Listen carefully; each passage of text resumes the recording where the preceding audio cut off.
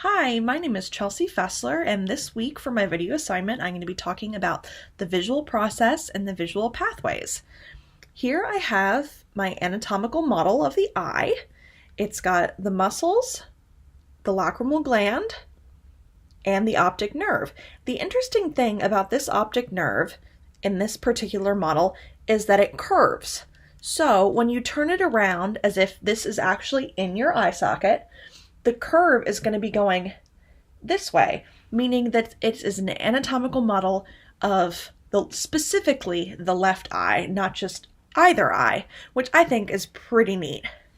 So everything we see starts off as an image, light, such as this model eyeball, a person across the room, or the trees with the beautiful snow that are out my window.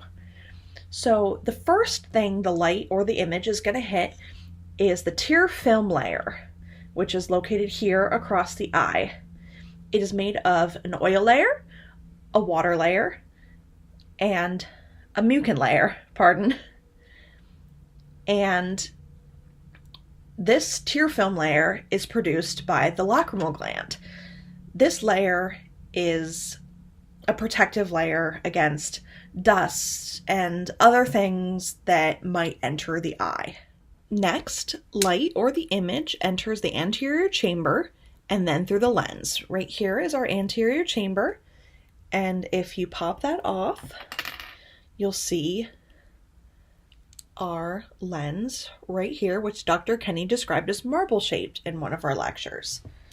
Then it enters the cornea, which this outer layer represents, and goes through the clear vitreous fluid, which would be in here. I can't pop that open, but if I could, it'd be filled with clear liquid, I promise. And next, light focuses on the retina, which is back here. The retina perceives light and motion and detects this using rods and cones. Rods allow us to perceive light at night and perceive motion, where cones focus on our detailed vision and our color vision.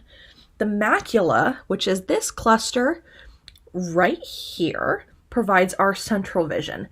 The light or the image is attracted to the pigment which is underneath the retina, and once it's received, the retinal pigment epithelium is absorbed. The absorbed light causes chemical changes in the visual pigment in the rods and the cones. The rods and cones are stimulated by being energized by the visual pigment, and an electric impulse is created. The nerve impulse is transmitted from the photoreceptors to the first synapse and the most outer layer of the synaptic layer, all the way through to a layer made up of nerve cells. These nerve cells are gathered together and exit the eye via the optic nerve. So I'm going to put together my eyeball again so I can show you kind of how that looks. So you can see here the macula right here, and this is where it comes together, all those nerve fibers, to form the optic nerve, which you can see exiting here. So here you can see our optic nerve exiting the back of the eye. These here represent all of the nerve fibers, obviously not all of them, because they had to be increased vastly in size so you could see them.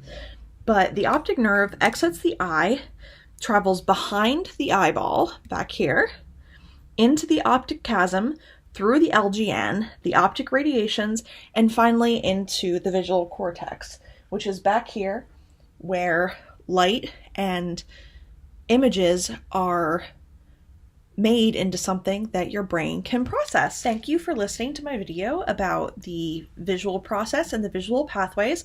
If you have any questions, please feel free to comment on my discussion post down below.